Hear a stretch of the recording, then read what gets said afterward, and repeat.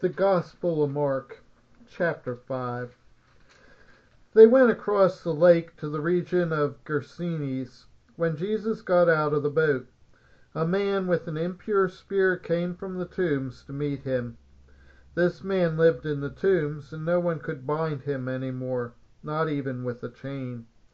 For he had often been chained hand and foot, but he tore the chains apart and broke the irons on his feet.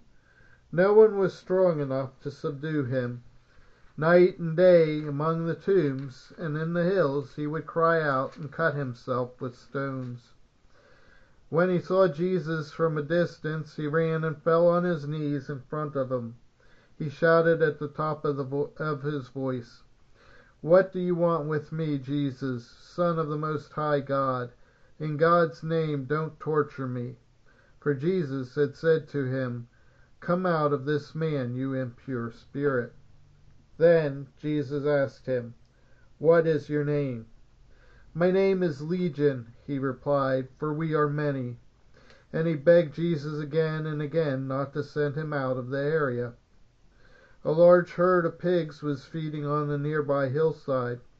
The demons begged Jesus, "Send us among the pigs. Allow us to go into them." He gave them permission, and the impure spirits came out and went into the pigs. The herd, about 2,000 in number, rushed down the steep bank into the lake and were drowned. Those tending the pigs ran off and reported this in the town and countryside, and the people went out to see what had happened.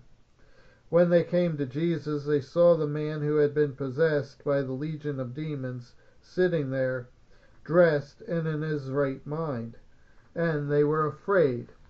Those who had seen it told the people what had happened to the demon-possessed man, and told about the pigs as well. Then the people began to plead with Jesus to leave their region. As Jesus was getting into the boat, the man who had been demon-possessed begged to go with him. Jesus did not let him, but said, "Go home to your own people and tell them how much the Lord has done for you, and how he has had mercy on you." So the man went away and began to tell in the Decapolis how much Jesus had done for him. All the people were amazed. When Jesus had crossed over by boat to the other side of the lake, a large crowd gathered around him while he was by the lake. Then one of the synagogue leaders, named Jairus, came, and when he saw Jesus, he fell at his feet. He pleaded earnestly with him, "My little daughter is dying. Please come and put your hands on her, so that she will be healed and live." So Jesus went with him. A large crowd followed and pressed around him, and a woman was there who had been subject to bleeding for 12 years. She had suffered a great deal under the care of many doctors, and had spent all she had. Yet, instead of getting better, she grew worse. When she heard about Jesus, she came up behind him in the crowd and touched his cloak, because she thought, "If I just touch his clothes, I will be healed." Immediately her bleeding stopped, and she felt in her body that she was freed from her suffering. At once Jesus realized that power had gone out from him. He turned around in the crowd and asked, "Who touched my clothes?" "You see the people crowding against you," his disciples answered, "and yet you can ask, 'Who touched me?'"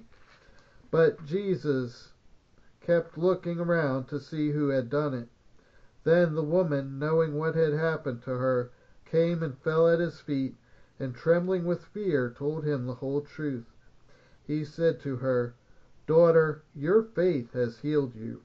Go in peace and be freed from your suffering." While Jesus was still speaking, some people came from the house of Jairus, the synagogue leader. "Your daughter is dead," they said. "Why bother the teacher any more?" Overhearing what they said, Jesus told him, "Don't be afraid, just believe." He did not let anyone follow him except Peter, James, and John. the brother of James, when they came to the home of the synagogue leader. Jesus saw a commotion with people crying and wailing loudly. He went in and said to them, "Why all this commotion and wailing? The child is not dead, but asleep." But they laughed at him. After he put them all out, he took the child's father and mother and the disciples who were with him, and he went in where the child was. He took her by the hand and said to her, "Talitha koum," little girl, I say to you, get up. Immediately the girl stood and began to walk around. She was 12 years old. At this they were completely astonished. He gave strict orders not to let anyone know about this, and told them to give her something to eat.